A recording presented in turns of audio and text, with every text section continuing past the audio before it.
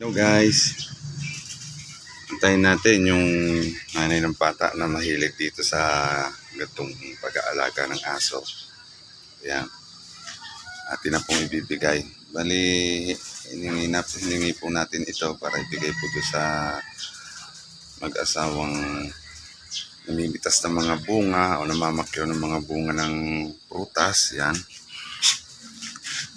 bibigay natin doon sa anak nila na mabait. Yan, imported po na aso yan. Antay-antay lang natin guys para hanggang sa makarating yung mag-asawa.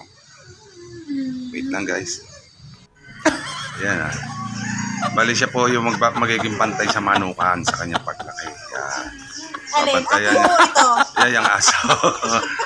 Pabantayan niya yung mga panabong na manok. Yan.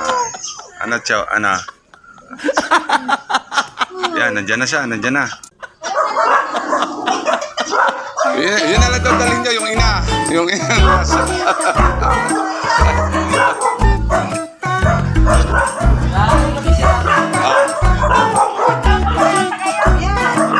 Ganda yan. Yan yung ano, kasi kinain ng husky yung paa niya. Pero nakakalakad siya. Ha? Madami. Wala, malinis yan. Pwede yan sa loob ng bahay. Hindi. Nagano lang para sa loob ng bahay. Sige, sige.